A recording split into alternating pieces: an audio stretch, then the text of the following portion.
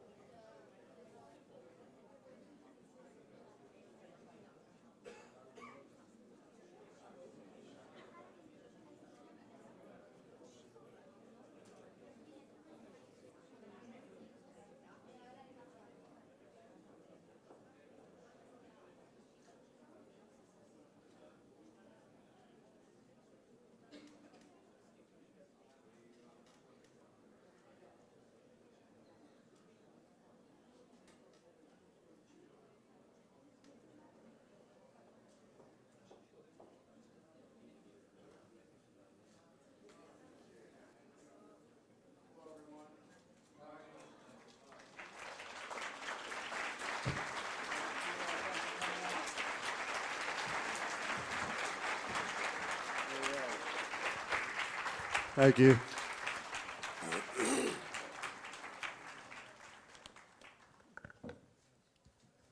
It's working? Okay. Ready? Yeah. Are you ready? No. Okay. No, I am. Good. So, welcome back to Romania. Thank you very much. You've been here several times already. I have. Mostly for shooting two films. For filming, exactly. And thanks for coming back again. I haven't seen you actually ever since the opening night. We had a nice dinner, but we were a bit stressed with the rain and with the... I love the rain. I just love it. Yeah, we don't. You have to understand, I live in the desert. The romantic way of saying it is, I live in the Mojave Desert. The less romantic way of saying it is I live in Las Vegas. But I enjoy the rain, so any chance I get some rain, I love it, because we don't get much rain out there. We enjoy the rain, but not during the festival, because you've seen the... I mean, actually the screening with your film last night was compromised because of the fucking rain, but well, It was okay. I thought Eventually, it was a great screening. It was a great was indoors. audience. It was indoors, I got yeah. to see it from a balcony. I felt like I was at the opera. All I needed was my monocle. it's perfect for your operatic performance in that film. I think it was the perfect setting. I think so. What did you do ever since we last saw each other on Friday evening? What have you done these days? I've been enjoying your beautiful country. I made some friends. I went out to a medieval village. What was the name of that village? Tibby, do you know, where are you here? What was it? Rimetta. That was great. And I had traditional Hungarian goulash, which was beautiful, beautifully seasoned, beautifully spiced. And it gave me good energy for the screening of Face Off. My colleagues told me that you've been to the salt mine as well. Yeah, that was wild. I thought that was quite something. It reminded me of Tarkovsky's movie Stalker. I felt like I was in another dimension, and I thought it would be a great location to film a movie. And then lo and behold, a very well-regarded Japanese filmmaker, Sono-san, who I will be working with later, hopefully the beginning of next year, if not later this year, was going to make, or did make, a movie in there about vampires. Yeah, he did it last year. Yeah. And we had it shown actually last year at the Banfi Castle, where Mandy is going to be screened tonight. And I Yeah, I'm understood very that you'll be excited. going there in the same setting. Yeah. So we'll be talking mostly about your film career. It's called the Masterclass. You know, Masterclass gives opportunity to do two things: talking about your film career, or maybe giving some, advices, or to spell some of your secrets, in like being an actor, approaching acting, and everything. And I would start. I was like digging not that deep, because you don't have to go too deep in internet to find like extremely sparkling articles about you and about your film career, and there's a lot of definitions. I think you should be more than flattered with all the definitions people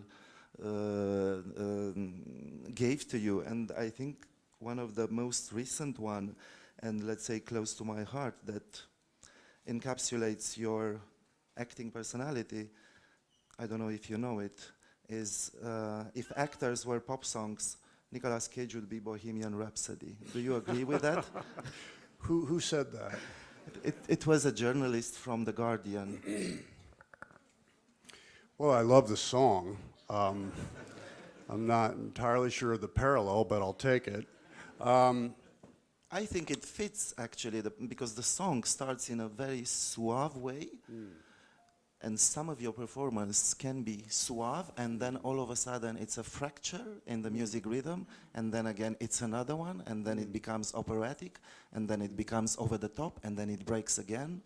I think that song, that particular song, is a journey. It does go through all these surprises and changes, and I guess I could see the parallel in that regard. But it's interesting that we're calling this a master class, because I never really saw myself as a master. I always see myself as a student. No, I am the master. No, you're the master. I'm beginning to realize that. Yeah. Now you realize that. But the thing is, I think you have to be a student. You have to remain a student.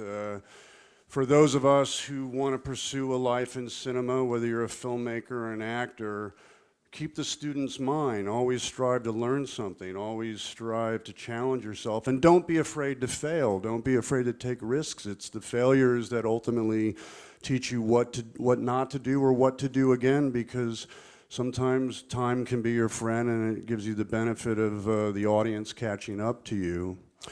But in terms of career, I've never really saw myself as having a career. I always saw myself as having work. I never had a career, I just had work.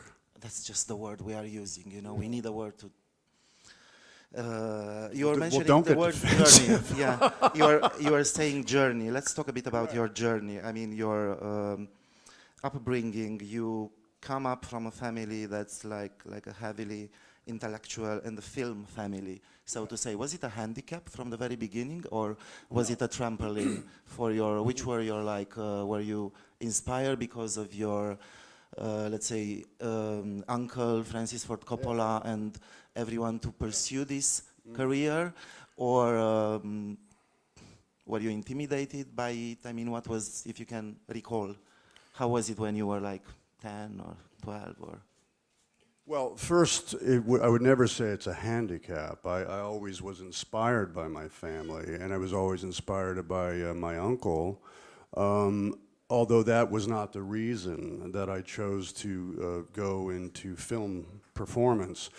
I was always interested in the television. I would look at it as a child. I can remember being 4 years old and staring at the TV and looking at these magical little people moving around and talking and trying to figure out how I could go from my, it almost looked like a flying carpet, this little oval burgundy rug, throw rug that was on the hardwood floor, how I could go from there into the television and escape, because what was going on in the television was so much more interesting than what was happening in my living room.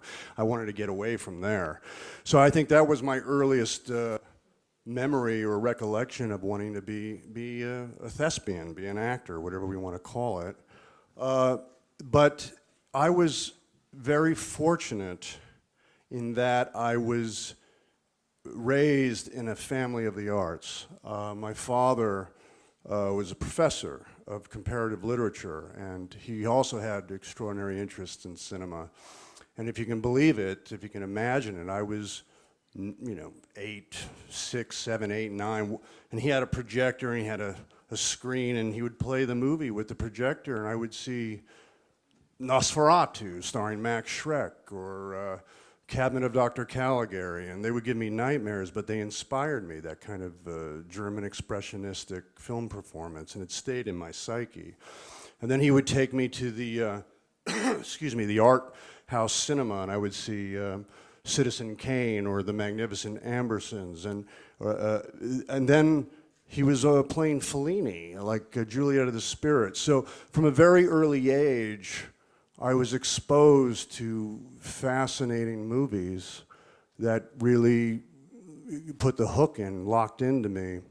And of course, growing up, spending my summers with my uncle and my cousins, there was always interesting music and culture. And so in that regard, I was very blessed. Did I feel the pressure of the name? Yes, I did. I felt. That's why you changed it. Yeah, the Coppola name, which is a beautiful and proud legacy, was still something that I had to negotiate or navigate with, because as a young actor trying to make it in Hollywood, that's really all that anybody was interested in, was talking about that. And I would go in on auditions, and I couldn't remember the dialogue for the audition because the casting director wanted to talk about Apocalypse or Godfather, and by the time they got to, okay, well, let's see what you got, I was no longer prepared. And so one of the things that helped was when I did change the name to Cage, because of John Cage, the avant-garde composer, whose music I liked at a young age. I felt liberated because Martha Coolidge from Valley Girl, she was looking for an unusual actor, someone who wasn't, classically handsome, and someone a little bit offbeat, and she just found my picture in a file and said, I want somebody like that. But she had no idea that I was related to Uncle. And this was your second film. This was this was after Rumblefish. I did this was my third film. I did Fast Times at Ridgemont High. I had a small part in that. It was basically cut out. It was a disaster. I was discovered by George Schlatter. There was he was the very famous television impresario who developed Laugh-In in the 70s. It was a very popular show. And he cast me in a TV pilot called Best of Times. And I was 15. You could probably see it on YouTube, and I was still in high school. So that was the first professional job I ever had. And then Francis cast Rumblefish, but I went in on Rumblefish as a reader. I wasn't even auditioning. And I have Fred Roos, the casting agent, to thank for that, because he just wanted me to go in and read Matt Dillon and Mickey and cast other actors, and then he told me I had the part. So it was actually Fred's idea, even more than my uncle's idea, to cast me. But the point I'm trying to make is that when Martha cast me, and Rumblefish had not come out yet, but when she cast me as Nicolas Cage, I felt like this weight had come off me, and I felt very liberated, and I felt, wow, you know something, I could really do this. Because I had been exposed to, like on Fast Times, the jokes in the morning, like the other actors in that movie, whose names I won't mention, but you could probably imagine who they are, making jokes outside my trailer about, oh, I love the smell of Nicolas in the morning, like I love the smell of napalm in the morning. It's like, come on, guys. I mean, I got to go to work, and I have to. So anyway, it was a real relief when I was cast as Cage. So I'm thankful for that. I never changed my name legally, but yeah, I feel very, very proud and very happy to be Nick Cage. So right now your ID still spells your real name. Well, legally I am still Coppola, but people know me as Nick Cage. So I have to everywhere I go, I have to say AKA Cage. If it's legal or if it's on the passport, it has to be both names. It's getting a little complicated. I might have to fix that. Talking about the acting style. Yeah. I've read a lot of your interventions, and I've seen a lot of your appearances in other interviews.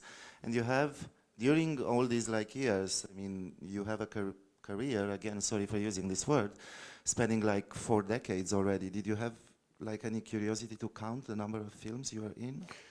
I actually have tried to count the number of movies, and I never seem to get the right number. I can't remember. It's more than 100, right? I think it must be at this point, but I've lost count. I don't really know what it is. We should do it after the class is over. Okay, but talking about the how did it evolve? Because I mean, like 20 years ago, you were describing your acting style, something like German expressionism, Yeah. and of course, for a film critic like I am, maybe less obvious for like people who didn't study cinema. They don't know what that means. Yeah. Later on, you were talking about Western kabuki, which is a pretty contrasting definition.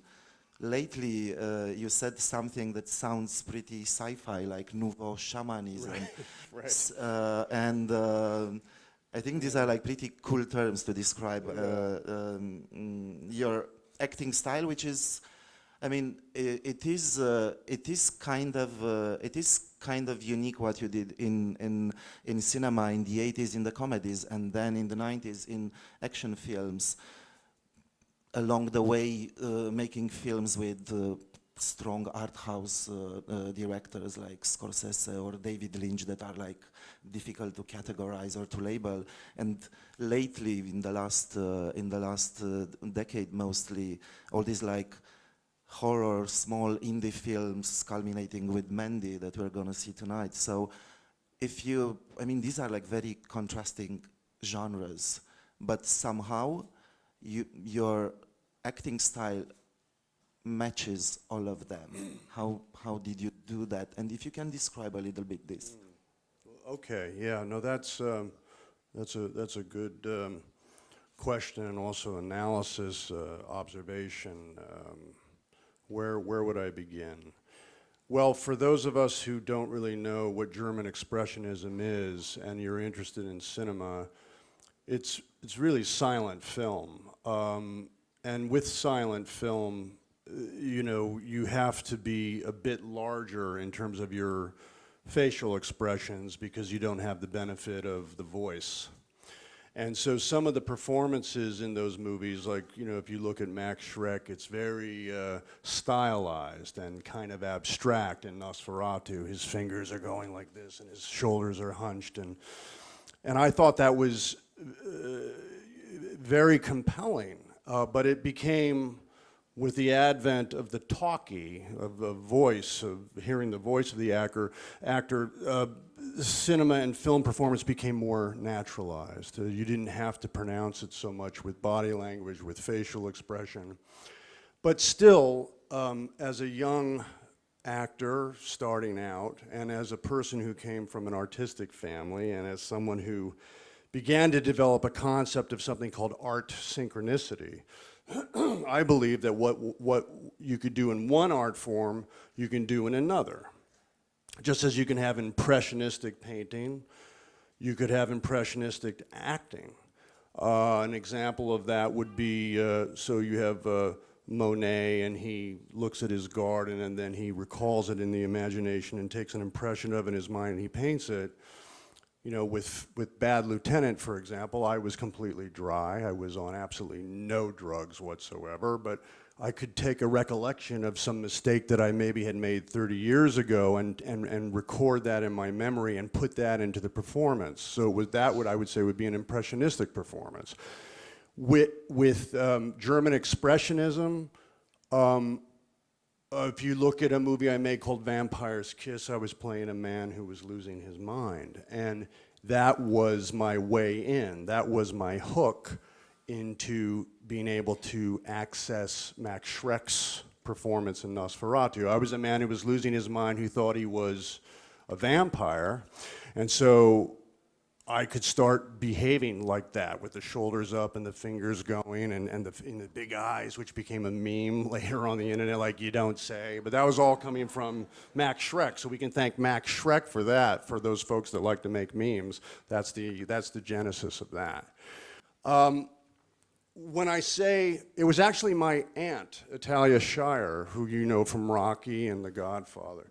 She was the first person that said to me that naturalism is a style. And that always stuck with me. I don't even know why she said it to me, because I wasn't a professional actor at the time. I was a young kid, and she just said that, and it stayed with me. And naturalism is a style, but you can do things with performance like you can do in painting. Why not get abstract? And why not, or even with music, like when I listen to Stockhausen, it sounds so discordant and extended notes and strange little, plucky little notes, and they don't seem to add up, and yet somehow they do. You can even do that with film acting. So when I was talking about Western kabuki, I was thinking about, you see those Japanese actors in the no plays or whatever they're called, and they're screeching almost. I thought, well, why not try that in cinema as well? So it's about staying open to different kinds of influences and different cultures and different styles, and that's where that came from. And were the directors also open to let you experiment with this? The directors you worked with? I think I have to say that I have been lucky, because most directors that I've worked with were open, and there were a couple of times where I could have been fired, and they accepted me. Now, like the Coen brothers in Raising Arizona, they were laughing when they were auditioning, but they didn't know why they were laughing when they were auditioning me, and so they kind of went along with it, but they were nervous. I mean, they said I could have cast this actor or that actor or Kevin Costner, but I said, well, why'd you cast me? And that ended that conversation. But it could have been tricky. But with, for example, Peggy Sue Got Married.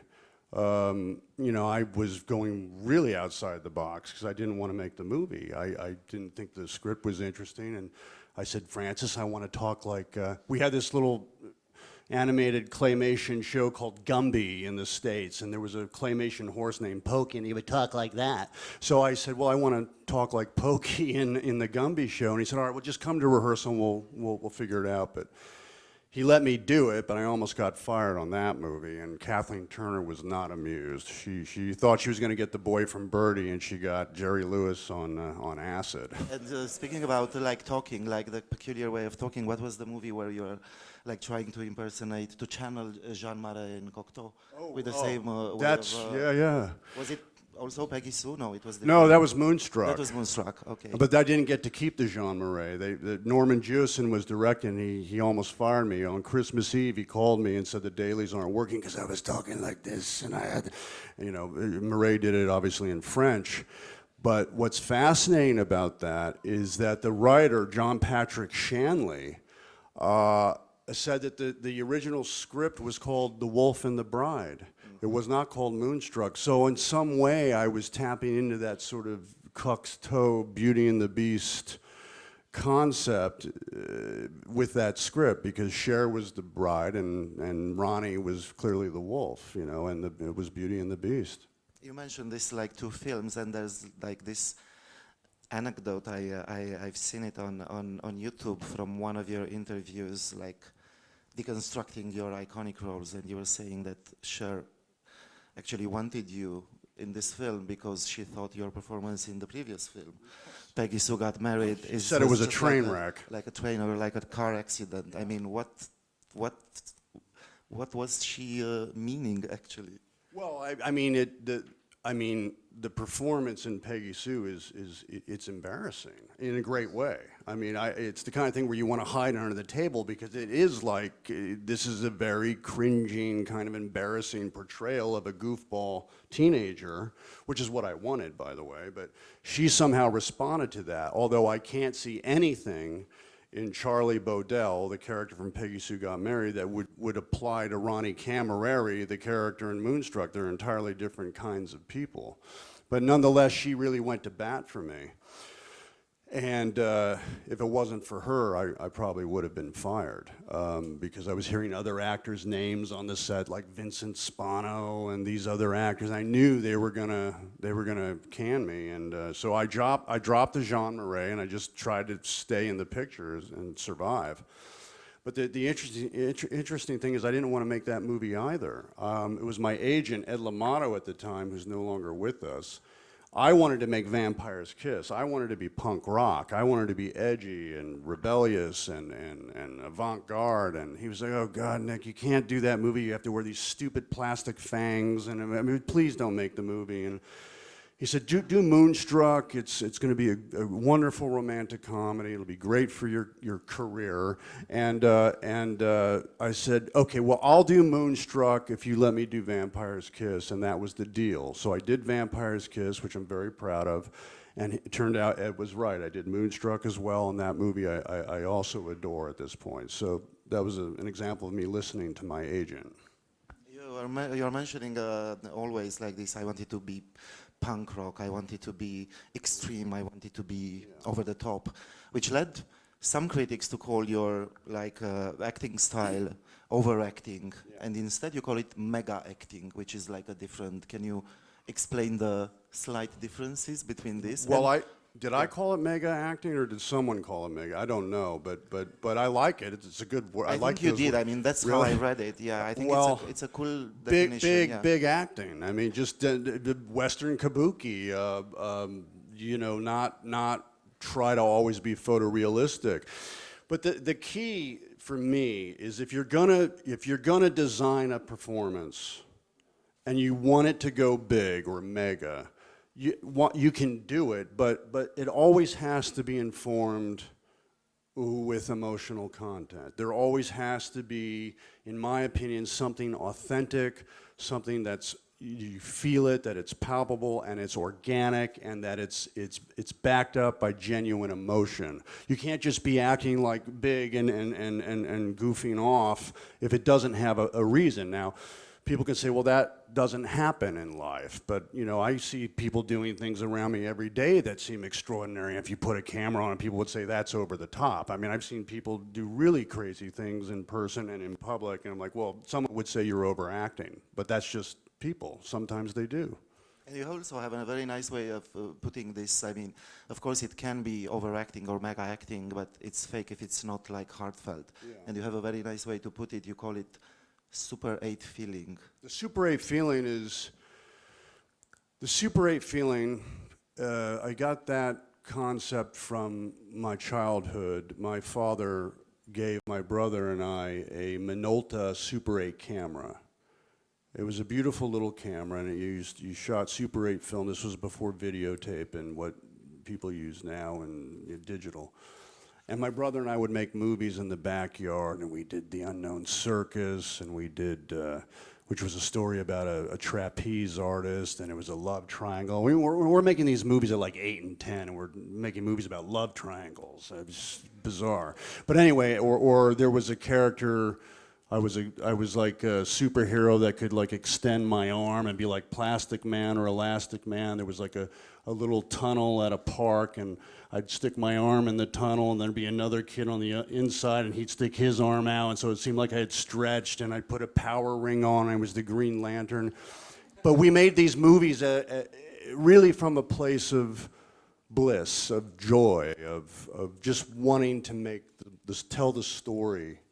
It wasn't about money, it wasn't about awards, it was just about the excitement of telling the story with this silly little Super 8 camera. And we would cut the film together with this little, our dad gave us a cutting machine and we would edit it. And, and that is in my opinion, is the Super 8 feeling, and that's the best way to make a movie. And if I'm on a set, like with Raising Arizona, I said, I'm getting that Super 8 feeling, and Joel and Ethan, well, that's good, keep going with that. And even with Mandy, with Panos Cosmatos, the movie we'll see tonight, I said, I'm getting that Super 8 feeling. And so that, to me, that is the most sincere form of, or process of making a movie. So going just like bit by bit through your journey, your major, let's say, breakthrough was your performance in Living Las Vegas, which brought you your first Academy Award. Do you think this? How do you feel about having an Academy Award? Were you expecting this? Do you think it came too early, let's say, in your career? How do you relate to this? I think like seminal point in your film career so far. Well, you know, I think Gary Oldman once said, the sound of applause is never to be ignored. So I am thankful. I'm thankful for the Academy Award. I'm particularly thankful for it because it comes from other filmmakers and other actors who saw something in the performance, and so that the fellow film enthusiasts, and so that means a lot, and that's not to be taken lightly. But to answer your question, no, I did not foresee that. In fact, when I read the script to Leaving Las Vegas, and it was Ed L'Amato, once again, my agent, who told me this is the answer to all your prayers. Yeah, he actually said that, which just says a lot about him. Nobody wanted to make that movie in Hollywood. It was turned down by every studio. Even independent companies did not want to make the movie. It was just way too dark for anybody to consider. And I remember consciously saying to myself, well, I'm never going to win an Academy Award anyway, so why don't I just make this movie? Let me do what I want. And then lo and behold, it happened. So it was like, by not wanting it or not even thinking about it, it comes to me, you know? So that was maybe an interesting story. And again, the Super 8 feeling, you know, that why are you making the movie? You're making it because you want to get an Oscar? Well, that's the wrong way to go about it. And talking about methods, because of course there's this little chapter when you open IMDb, you know, which says this and that and this and that, and there's something that everybody's like hunting for, the trivia. And I think all your films has something in the trivia department related to your method, yeah, not necessarily the acting style, but the method, what we call the method, what tricks you are using in order to. It's like this very cliche idea of entering a character or in the skin of a character. And for this particular film, I mean, you have all this like long record of eating a cockroach for Vampire's Kiss, of learning to play mandolin for Captain Scorelli, of doing this and that, snorting saccharin for Bad Lieutenant, and so on and so forth. It's always difficult, and I always wonder myself how all these like drunken characters actually do it in films, and there are like some iconic films featuring drunken characters. Are they drunk? Aren't they? Is it pure acting? There are some tricks involved because it's very edgy. Of course, it would be very easy to drink your brains out and then go on a set and you'll be authentic, but I don't think that's called acting. You wouldn't be able to remember your dialogue. Well, depending how good are you in holding your liquor. Well, I'm but not English. I'm not an English stage actor. You're not Those Irish. guys, I don't know And how you're they not do Irish, it. yeah. I don't know how they did it. It's amazing. So then how did you do it? I mean, and of course, the second question was whether you had like whether you draw some inspirations from some other iconic drunk drunken Yeah, heroes yeah. in cinema, and how did you do it at Well, the end of the day? Well, let me answer the question, because it seems like you're giving me a two-part question, beginning with the tricks. You mentioned my words, nouveau shamanic, and I think I should go into a little explanation about that. So, your greatest gift as a film actor, or if I can be so bold, in any art form, is your imagination. That is absolutely your greatest resource. And next to it is your ability to believe in your imagination, to let yourself go with the imagination. Some of us are endowed at a very early age with more imagination than others. And that is the defining factor as to whether or not you really will pursue this path. The imagination is something that can be augmented through tricks.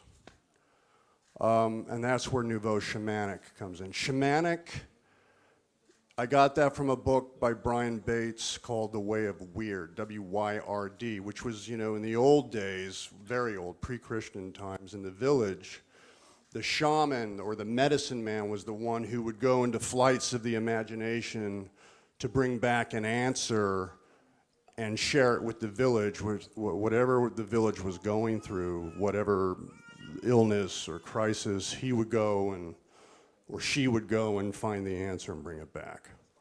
So Brian Bates put forth the notion that all actors, whether they know it or not, are shamans. Because in a sense, what we're doing with cinema or doing with plays is trying to go into the imagination and make the character authentic and make the character believable. And hopefully through that character, as you're watching the character, you're getting some sort of answer for your own life. So I've been very fortunate to have alcoholics say, Nick, I saw Leaving Las Vegas, and it really touched me because I was going through that. Or even Bad Lieutenant, that was exactly what my experience was when I was on these mind-altering substances, and you really made it real. And so one of the ways you can trick your imagination is to, believe in power objects. So what's a power object? It doesn't have to be expensive. It can be something that you remember from your childhood, a toy, or it can be expensive. You can go and buy an artifact from an Egyptian pyramid, which is what I did for Ghost Rider Spirit of Vengeance. I found these little sarcophaguses because I was playing this demon hell cycle force who was a force of revenge called the Ghost Rider. And so I thought he was ancient and he was something from thousands of years ago. So I found this little sarcophagus and I sewed it into my leather jacket. And just knowing that it was there, gave me that power. And so I would walk on the set and I had painted my face into almost like a voodoo icon, like a skull. There's a famous voodoo Loa in New Orleans called Baron Saturday, and he looks like a skull. You might have seen him in that old James Bond picture, Live and Let Die. And so that's what I looked like on set, and I wouldn't say a word to the other actors. And it was terrifying. It was scarier than what ultimately the Ghost Rider was, which was a CGI skull. But if they had just left the movie with that kind of that skull paint, and not talking to anybody, and I could see the fear in the other actor's eyes, and that fear became like oxygen to the fire, and it made me more powerful, and it made me really believe, plus the sarcophagus sewn into my leather jacket, that I was the Ghost Rider. So that's, in a nutshell, is an example of nouveau shamanic. It's about your ability to open your mind to your imagination and to stimulate your imagination so that you don't have to act, but you have to do it in a way where you don't lose yourself. You have to be able to come back. You can't just go all the way out and not come back. You have to park it on the set and then go home and be normal again, and take a shower and read a book and watch a movie and clear your mind and then go back to work the next day. Another trick, if you feel that you are not able to, let's say you want an answer to how to play a scene, and you say, well, I don't know how to play the scene. I don't know where I'm going to get my emotion from. I've already tapped that well. Sometimes you go to bed and a dream will come. It'll come to you, and there will be an answer, and you'll wake up in the morning and go, oh, I know how to play the scene. Or if you feel that you're tired of thinking about your pet that died and you can't use that anymore, then open yourself up to current events. It's very easy. Get a newspaper. Read the paper. If you're empathic and you care, because you're not going to be an artist if you don't care about people around you or the world. You have to care. You're going to read a story inevitably that's going to affect you emotionally. Now, I was doing a movie called Joe, and I was in a situation in the movie where my young protege, the boy that I'm trying to protect, is being insulted, and I have to get into a bar brawl, and I have to get very emotional and very angry, and I wasn't feeling it.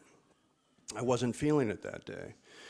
And so I remembered I had read the newspaper that night, or the night before, rather, and there was a story about a little boy, a toddler. He was 3 years old. He fell into a pit of African-painted dogs, wild dogs, and they mauled him to death. And I remember being so horrified and so heartbroken. I was like, well, where was anybody? Who was there to look after this little kid? And it really got to me. And so and I knew then I was going to tap into that. And in fact, if you look at the movie, there is dialogue pertaining to that kid. I'm talking about him, and then I get into the scene. And that's an example of opening yourself up to current events. So all these things I would classify under the phrase nouveau shamanic. Now, the drinking. Yeah. I mean, it's no secret that I've had experience with drinks. And who didn't? Right, thank you. And that's a matter of, one, recollection. When I was specifically doing Leaving Las Vegas, I had videotaped myself drinking, and I wanted to see what I was like. And so I would look at the tapes, and I could see the behavior. The other thing is that I do look at other performances. I do borrow from other actors and actresses' work and to get ideas. I look from all sorts of places. The 5 great alcoholic performances that I recall are Ray Milland in Lost Weekend, Jack Lemmon in Days of Wine and Roses. I liked very much the Star is Born with Chris Christopherson and his performance. And Dudley Moore and Arthur. Each and every one of those gave a different, really highlighted a different example of over drinking. In Dudley Moore's performance, he didn't know how to modulate his volume. He'd go in a restaurant and talk too loud like drunks do. Chris Christopherson, that one really affected me because he had that beautiful smile, even though he was drinking himself to death. There was this positive, beautiful smile. And I thought, well, that's heartbreaking. I've got to make sure that Ben Sanderson is smiling a lot and really positive, because that's going to make, because there's nothing sadder than a person who's in a sad situation and knows it than a person who's in a sad situation and doesn't know it. So that was that element. So vocalize, too much volume, beautiful smile, and then Days of Wine, Lost Weekend, Milan really captured the meanness, the kind of ugliness of over drinking, and that kind of, he was really hard on people and awful, and so there was that. And then Jack Lemmon, the wanting to heal, but not knowing how to get there. And then I saw Albert Finney. Under the Volcano. And Under the Volcano. And John Huston was directing. And within the first 2 minutes of watching Albert Finney walking through the streets of Mexico, I said, that guy is really drunk. He's not faking that. That is it. That is it. That is it. How do I get there? And fortunately, Mike Figgis had directed Albert in another movie previously, and I said, can you ask Albert, was he really drinking? Because this is so authentic. I'm not seeing any acting here.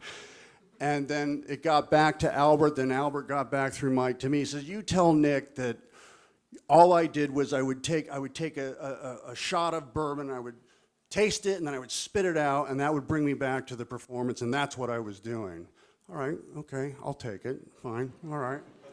So then my cousin Roman Coppola, he said, well, why don't you hire Tony Dingman? Now, Tony Dingman is the family drunk. He's like my uncle's Tom Hagen from The Godfather. Robert Duvall's character, he's his his right-hand man, and he's always drunk. He's also a poet. And I hired him to be with me on the set as my drinking coach.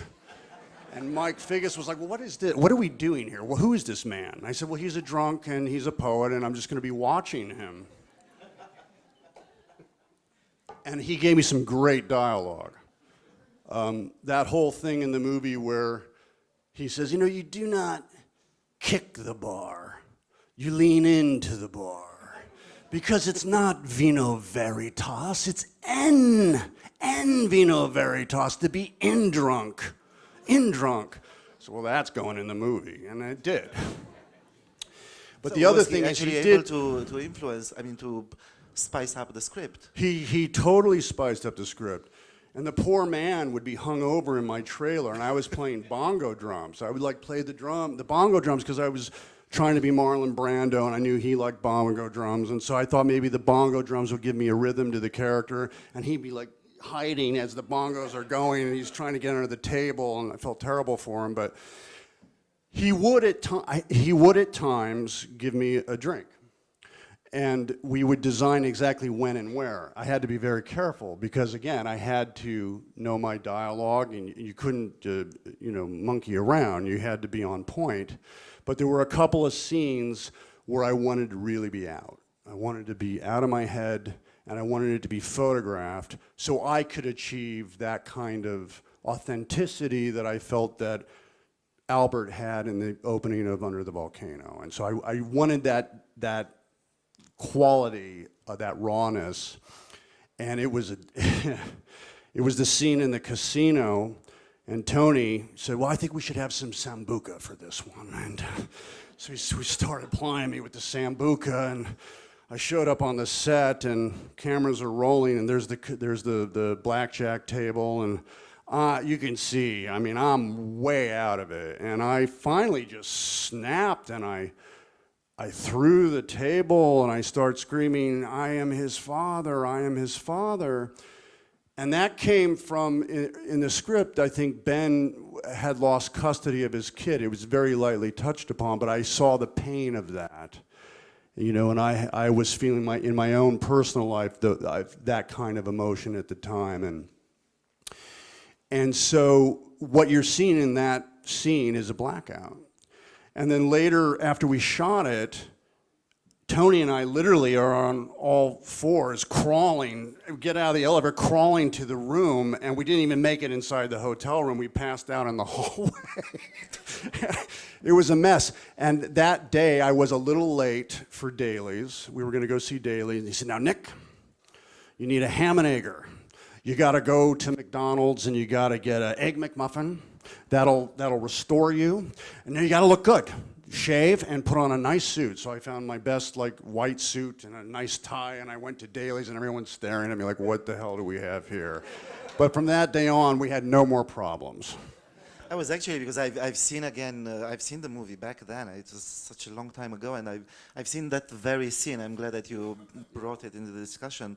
The scene at the casino, and it feels like it happened there in a nick of time. I mean, because if I'm not wrong, and maybe you correct me, I mean, I think your outburst took everyone by surprise, because at some point they started to call you by your real name, not by your character's name. I could hear in the film, like, Nick, Oh, that's is interesting. it okay, or something like that. And I was like, what the fuck? I wasn't aware of that. I should watch it again. That You is should. interesting. You Yeah, should. that is it. That's good. Because That shows the level of authenticity, that it broke their authenticity. I think They Elizabeth broke Shue, the she was like really like, Elizabeth? Yeah.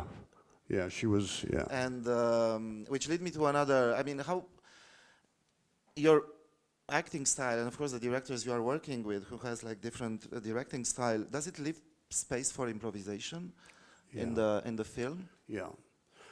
Most of my favorite lines in the movie were improvised. Like the one with In Vino Veritas. That was improvised. kind of improvised. But I'm a prickly pear. Remember that? When I fall into the glass table at the motel and I get up and I say, I'm a prickly pear. That was all improvised. No, I remember other ones. Yeah, there were other ones that were improvised.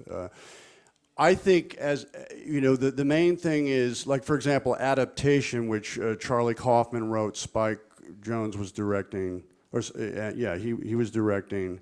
That was a script that I didn't improvise whatsoever, because I knew how important the libretto was to the writer. I think it was very important with that script to really understand what the fuck is going on. Yeah. So it was difficult to improvise as long as you don't quite know in what kind of films you are, which led me to another, because you had a chance to play, I mean, and I think this is a luxury for any actor, to get to play in a double role. You call it a double role. Sure. Yeah. In both in adaptation, and previously actually you had a chance to do it in a very bizarre way in Face Off, the film we've screened last night, which is a very twisted double role. If you can comment, I mean, if this is like really, is this like a challenge as it seems to me?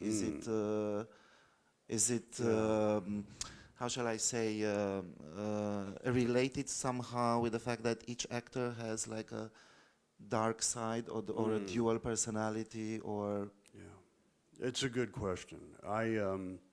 I would say that Adaptation was probably the most challenging experience of my career, and I was. I don't know that I could do it again. Charlie, I was playing two characters, Donald and Charlie Kaufman. They were twin brothers. Charlie was kind of cantankerous, kind of edgy, very cerebral. Donald was this kind of lovable goofball, very positive. And I remember in the morning, Spike would say, well, which part do you want to start with?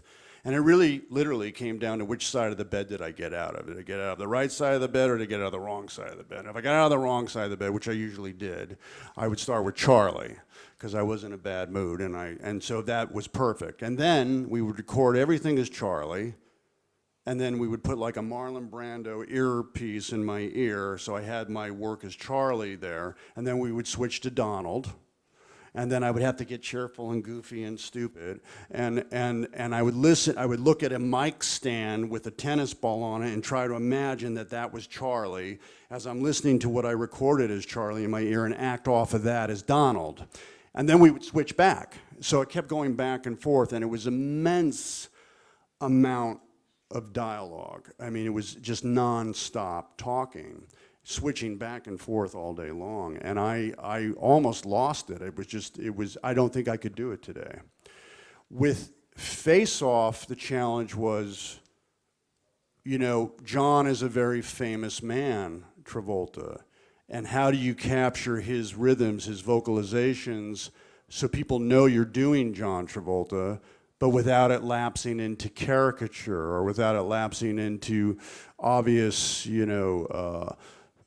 impression, like doing impressions like you see a comedian do. So so what we would do on that was John would see my dailies, and he would embrace my kind of idiosyncratic vocalizations. Like I like to extend my words, I like to almost make Jagger it, like bleeding volcano, And so John started to develop that in his rhythm. Like he'd see me and go, hey Nick, what'd you do last night?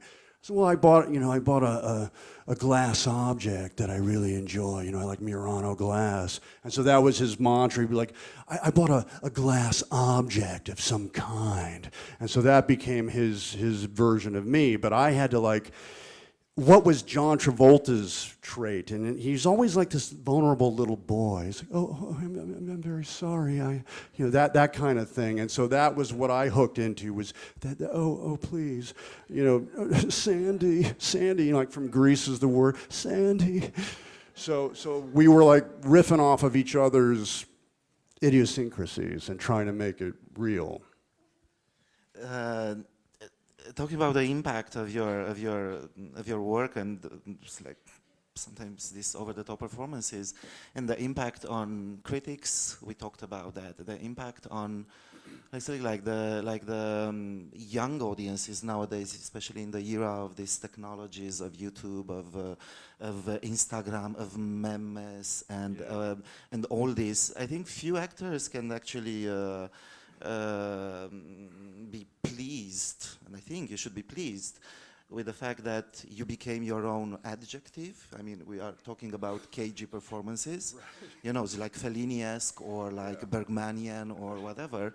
There's something called cage rage. It's a term, which is a term that encapsulates all your rage outbursts in films. Yeah. And actually, it's hilarious to watch them, in like all these like cuttings, internet cuttings.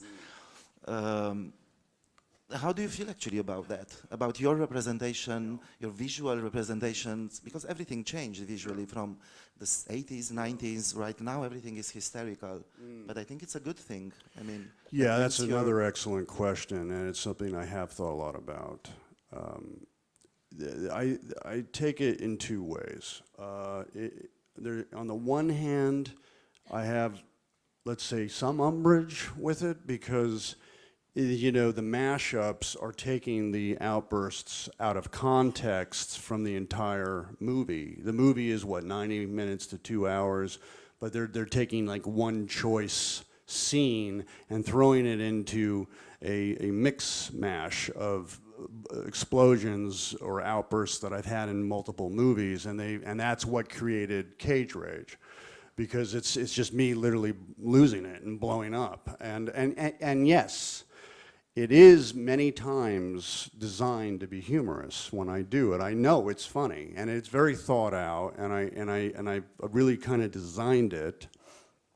But yes, I do. I hope that people will look at it and go, well, maybe I should watch the movie and see how he got there. Where did the character go to get to that outburst? In that regard, I don't take umbrage with it. In that regard, I'm thankful. I feel that in some ways, because it is a modern experience, a modern technology, the internet wasn't always there, and I am the most private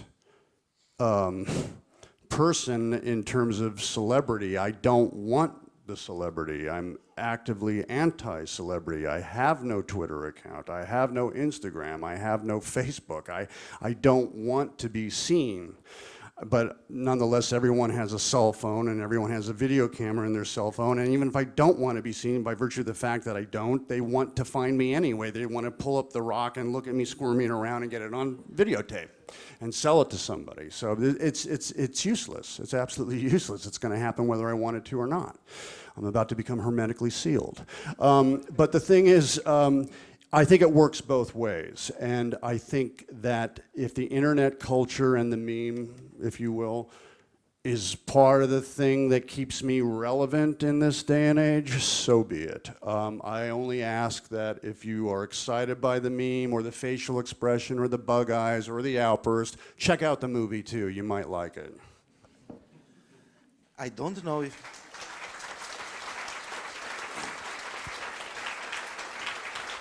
I've read something that happened last year. Have you been last year to the Melbourne Film Festival? The Melbourne Film Festival. Have I been? Yeah. I have not been. I'd like to. But you know what they did. I've heard about it. I think I made 2 movies in Melbourne. I made Spirit of Vengeance and a movie called Knowing with Alex Proya in Melbourne. It would be good to go. The thing is that they organized something that I haven't heard having been organized for another actor. They organized a so-called Cageathon. Oh, I did hear about this, yes. which is a cage marathon with Yes. 7 of your films Right, watched right. back to back Non-stop. for 14 hours. Oh my gosh. In a I couldn't cinema. do that. I was about to Why ask would you you want be to able subject to watch anyone to yourself? that? Would you be able to watch yourself for No, 14 hours? absolutely in a row? not. No. But I want to hide. I want to go and hide somewhere. Because Pull I've the read a blanket report over and my I've seen head. some clips, and it was just like a fiesta. I mean, from the beginning, which was Mandy, and people were started clapping once your name popped up on the screen, and ending with Con Air 14 hours later, 14 fucking hours later. That's not for me. That's not for That's me. not for you, but No. actually it was very interesting because I've read this. It was like it was the experience of someone who actually appreciated your films and your performances, but was not a fan. Yeah, so to say. Yeah. Nowadays we are a fan of this and that. Sure. So he entered this marathon out of curiosity because he wanted to experience this, let's say, kind of a sort of an anomaly of programming, but very exciting. And he ended up 14 hours later along with the 700 people who were in the cinema. Okay, like a 200% fan. Wow. Who actually embraced these like more and more sayings about you, that you are indeed one of the most interesting actors performing nowadays, which there were like people saying this in the 90s, there were a bit more people saying in 2000, but now with the perspective that time gives, and you have a cohorts of fans, and you get like more and more and more people seduced by this. I wanted to ask you, how do you feel about fandom? About fans, because fans can be, it's flattering, but can also be terrifying a little bit. Whenever I've met, I'm a fan. I mean, I'm a fan of so many actors and so much music. I know the feeling of being a fan, and I appreciate it. I've never had, that I can recall, a terrifying experience with a fan.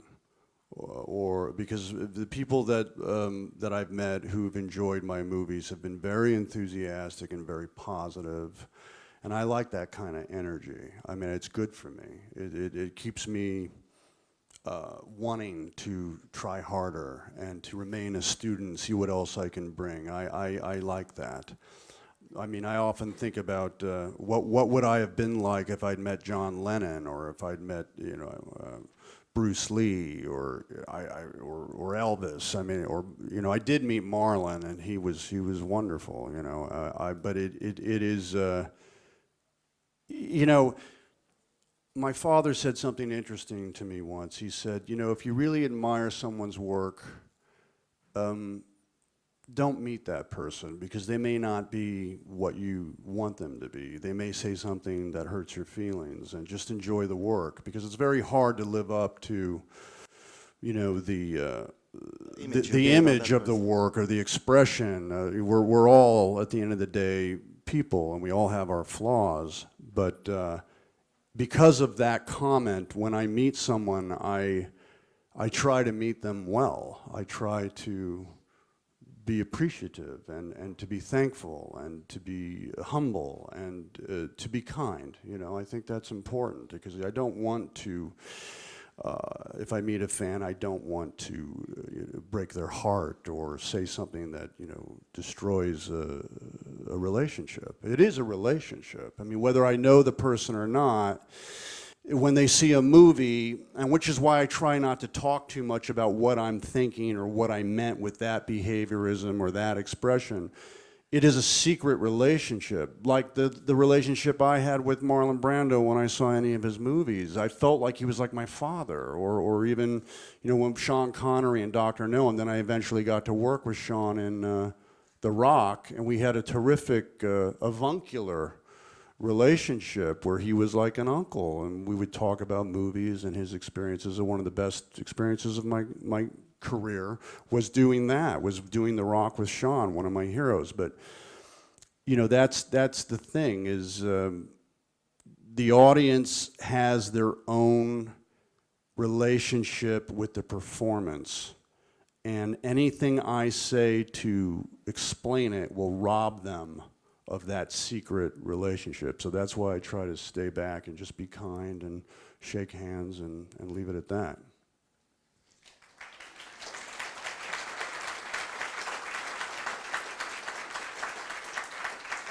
What do you think it's wrong with Hollywood nowadays? Because going back to your let's say films in the 90s, I mean your big step, I mean your big break, becoming like the new, let's say, Bruce Willis, or like the new action heroes in all those films from the end of the 90s, like The Rock or Con Air, or all those films that build an image of yourself as an action movie hero.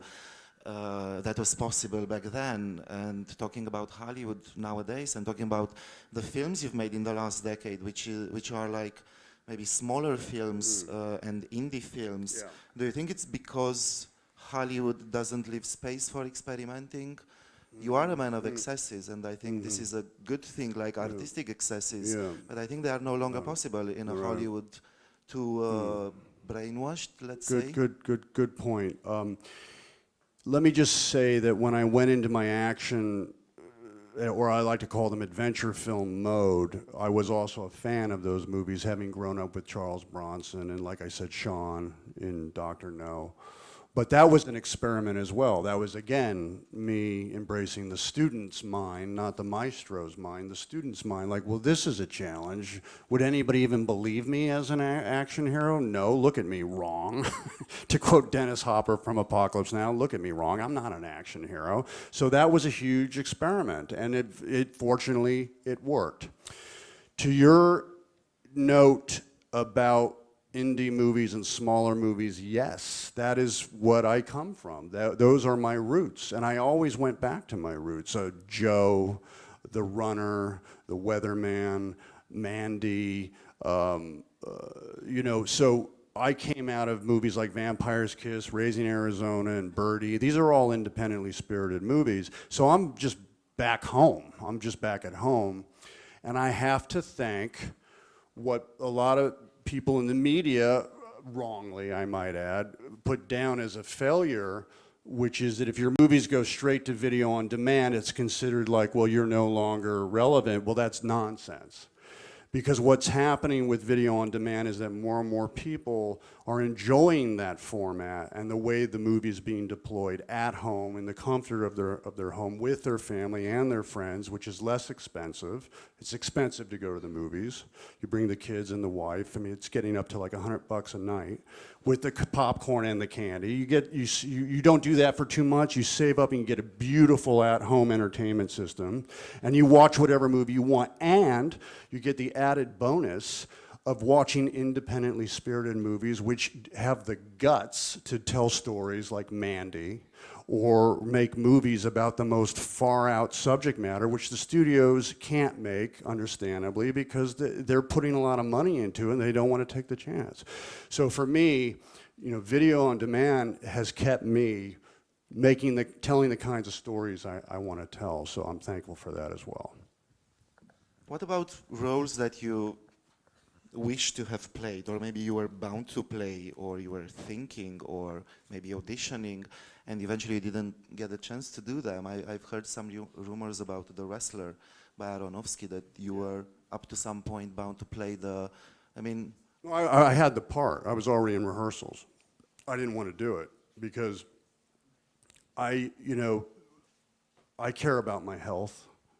I think I was doing the body slams and falling, and my neck started hurting, and I was just like, I don't need this. I mean, and even when I did adaptation, everyone talks about, oh, how wonderful it is to, gain the weight, but that's a terrible thing to do to your body, to put on 60 pounds, and then get an Oscar because you've destroyed your body because you felt it so much. I mean, I prefer the Lon Chaney approach.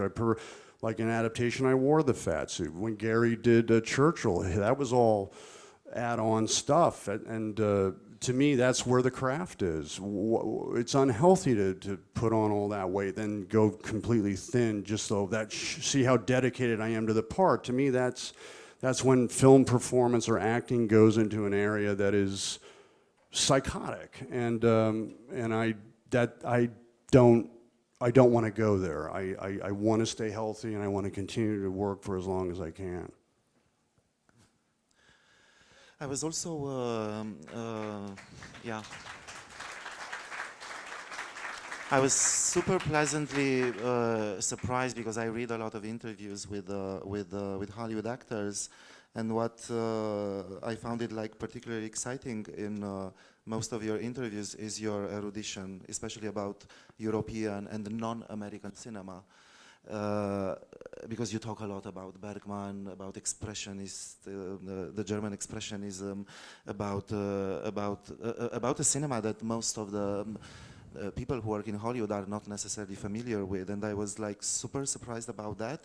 On the other hand, I find it a bit peculiar that you never worked in the European cinema. I mean, were you offered to be, I don't know, part as the European cinema? Were you approached by European directors to make films in Europe? Well, one of the first movies I made was a movie called it was called A Time to Kill. It was based on a short story called The Shortcut, and a famous Italian filmmaker, Giuliano Montaldo, invited me to be in that movie, and I went to Africa to make the movie, and he was a part of the Italian cinema, and so that was an example of it. European. I did kick ass with Matthew Vaughn, who's a Brit, you know, so there's that, and I shot that in London. And then Asia, I went to China to film Outcast. Nick Powell was directing, but it was a Chinese production. And I worked in Romania and twice, and really enjoyed that. I also worked in Budapest, and like I said last night, I'm a big believer in the genus loci of a place. I'm more excited to travel. Like, I'm looking forward to working with Sono-san on Prisoners of the Ghostland in Japan. Because when I travel, I'm looking, how is this going to influence my empathy? How, you know, I'm going to be an open mind, I'm going to be empathic, and I'm going to get some new stimulation working with a foreign crew, or for me, what would be a foreign crew, and be a little bit outside of my element, and hopefully that would trigger something in my physiology, in my psyche, with my well-being that will give me a performance. And talking about the directors you played with, which, if you can share with us, which was like the most enriching experience from like from like the big household, you know, starting with your uncle and then with Martin Scorsese or with David Lynch. Well, I mean, I'm not to compare filmmakers, it's but not about comparing, but you know, like Francis was the one that said what makes an, because I would say, well, what makes an actor great? And he just simply said the sheer personality of the man or the woman. That's what makes an actor great, just the sheer personality. David Lynch, I said, is it okay for me to have fun while I'm doing this? And he said, he called me Nixter. Nixter, it's not only okay for you to have fun, it's necessary that you have fun, because if you're not having fun, then the audience isn't going to have fun. And so that helped. Marty was someone that was so, you know, enthusiastic about movies, and he would give me movies every day to watch, and I'd watch videotapes like The Red Shoes, because I liked Anton Walbrook in that movie, and or he would give me Roger Corman's Mask of the Red Death to watch, and it was infectious. His love of film, it's so real, it's so true that you can't help but love it with him. And but I've had mostly great experiences. Mike Figgis was a great experience on Leaving Las Vegas. Werner was a great experience on Bad Lieutenant. And last night's movie, John Woo. I mean, John was somebody, you know, we communicated through expression, not so much through words. He showed me his movie Bullet in the Head, and I knew right away where I could go in terms of the size of performance, because that was really operatic, that very emotional and very on the edge of, is it too much or not? And I liked that. And so I knew right away where he wanted me to go in terms of my performance. And he was always like, you know, because he's a dancer, keep your back straight. And watching the movie last night, I could see, oh, thank God I kept my shoulders back when I'm shooting the guns. It looked better, because I tend to sometimes slouch, and he didn't like that. So I got great notes from all these filmmakers. Andrew Niccol on Lord of War, he was someone that was very politically concerned and immersed, so that was a very political kind of experience in terms of filmmaking. But I got something from all of them. And I know you directed a film himself, and it's funny that you also played like two of your most impressive roles in Leaving Las Vegas. An adaptation was playing a scriptwriter, yet you haven't, to my knowledge, have you ever written a script for a film? No, I did once. It was a tragedy. I had the computer, and I had the manuscript in my computer, and it was a movie about, I had been influenced by a movie called Quadrophenia based on the Who album, and I was telling the story of my experiences as a teenager, and I wrote the script out, and I had it all in my computer, and it was all done. And I thought it was so cool because I had bought a Ferrari, and I thought, wow, I've got my Ferrari now, and I've got my script, and my script was in my bag, my briefcase, and I went to my Ferrari, and I put my bag down behind the car, and I was so excited by the car and how beautiful it was, and I got in, and I started, and I backed up, and I ran over my briefcase, and I smashed my computer. And I lost my manuscript and everything I had written for like 1 year, and I didn't have any copies of it, and I just by the time iCloud didn't exist, it right? didn't exist, and I said, I'm never going to write another script again. This is fate. I'm just going to stick with film acting. I'm not doing it ever again. But yet again, that's the last time I ever drove a Ferrari, too. Yet again, you directed a film. You were doing directing a job for Sony. Can you talk a little bit about your experience? Yeah, no, that was a terrific. Reversing the roles. It was reinvigorating. I was working with a great cast. I was working with James Franco as Sonny, and I'd seen him in a movie, a biopic about James Dean. I was extremely knocked out, so he was my star. And then Mina Suvari, who I'd seen in American Beauty, and I thought she was terrific, and I think I got a beautiful performance out of her. I cast Brenda Blethyn. I'd seen her in a few of her movies, and I always thought she was one of the great actresses, and Harry Dean Stanton, and Brenda Vaccaro. So I had people that I was really a fan of. And for direction, what I noticed is, you know, when I'm responsible for my own character as an actor, I have to think the through line out of that performance. But as a director, you have to think everybody's through line out. So I didn't have the pressure of the camera being on me, which was a relief, because that is pressure.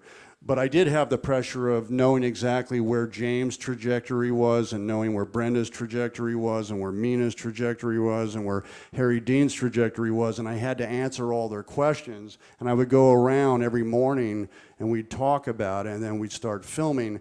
And you know, what that did, because they were all brilliant, was it just re-inspired me to want to make more characters and to act again and to get back in front of a camera, because I was going through a little bit of a phase where I didn't want to do it anymore. And through direction, it brought me back to wanting to do it. So I really enjoyed that experience, and I was very inspired by it. And are you tempting?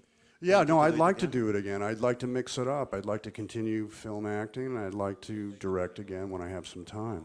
And what about television? Surprisingly, yeah, you didn't do much television. I went, because the most interesting things, like everybody says, happens in television. That is what they're saying. You're right, and I think it's been excellent. It's really a kind of the renaissance. I chose independent cinema and video on demand instead of long-form television. I was a little bit nervous about television because I like to be nimble, I like to move around, I didn't want to be trapped in one location, working with multiple directors, and it's something that I'm open to doing, but it'd have to be really the right part, and it would have to be in the right place.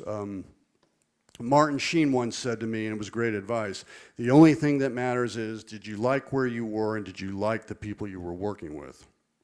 And that is so important in no other place more than television, because you will be with those people for a year at least, and you will be in that place for a year at least, and you can't get out. So if you're working with people that don't share your enthusiasm or your creativity, or they want to, impinge on that, you're stuck. So I would have to really trust my director and the producers, and I would have to like where I was. Well, thanks so much, Nick. I think we have time to take a couple of questions from the audience. So there's a mic over there. Okay, the lady in blue. Hello. Just wait for a mic, or can we hear it? It's coming, the mic. Okay.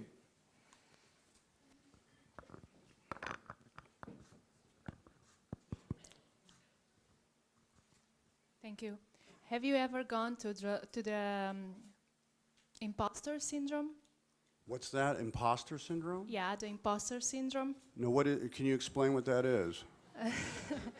Well, when you have a lot of success and when you go back to your home, and maybe have you ever had the thought, they don't know me and maybe I don't deserve it. Maybe I foolish them. This No. is a... I haven't had that thought. Okay, thank you. All right. Okay, another question. Over there we have one. Just pass the mic from people to people. There. Okay, so I raised the hand also. Okay, good. Okay, so my question is, you've worked with so many directors and actors, but who is a director and an actor which you haven't had the opportunity to work with and you would like? Someone that combines, is also an actor and a director? Oh, Not any necessarily. actor, An any actor director? and the director, yeah. Christopher Nolan is a director that I think is extraordinary, that is really at the top of his craft. I thought Dunkirk was the best picture of that year. I'd love to work with him. I've been wanting to work with Jack Nicholson for a million years, but he's not making movies. And most of my heroes, the people that I really would have enjoyed working with, have all died. So I don't know. I can't think of any particular actor that I would really love to work with.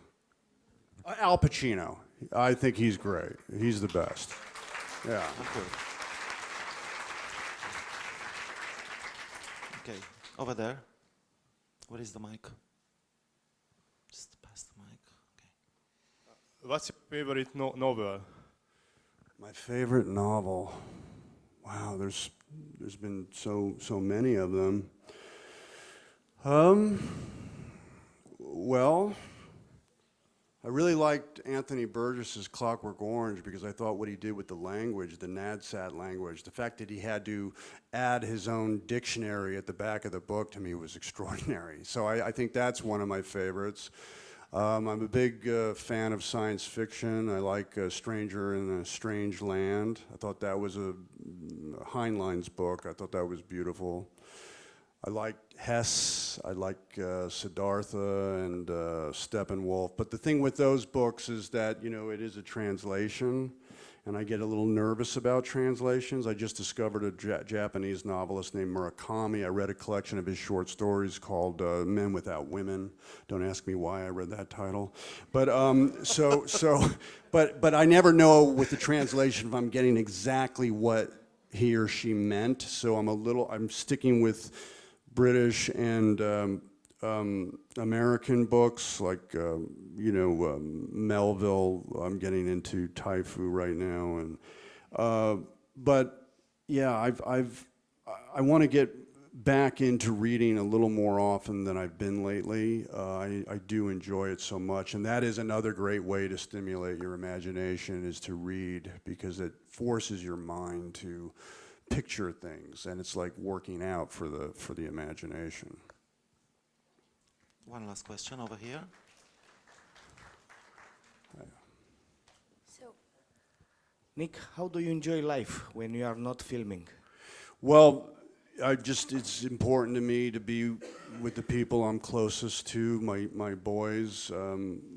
My youngest son now is 13, and when I'm in between movies, and making movies really is a circus life, and so often it does take me away from home, and it's usually it does require that I travel great distances. So when I am home, I like to be with my family, my son. I like to watch movies. I've lately been on a real Bergman kick. Ingmar Bergman. I've been watching The Virgin Spring, Persona, Cries and Whispers, The Seventh Seal. I'm living Bergman right now, and Tarkovsky, having a real Russian cinema kick.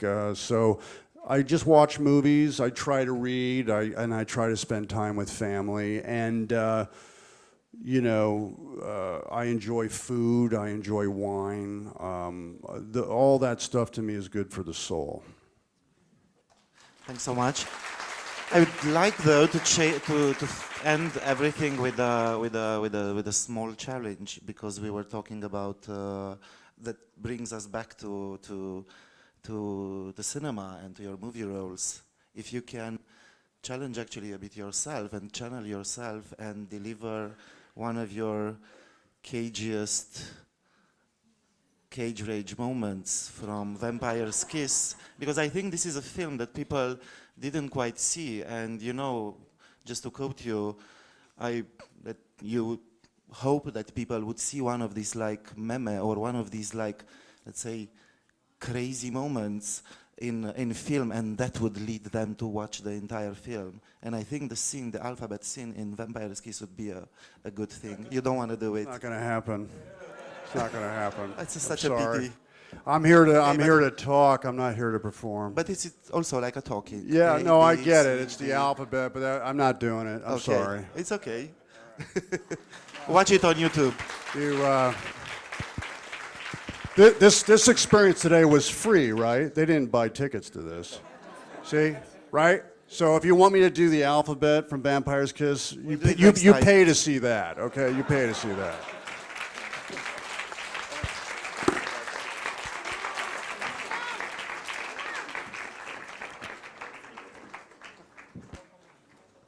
Aș dori să vă spun accesul spre ieșire se face pe ușa din spate. Vă mulțumim. Thank you.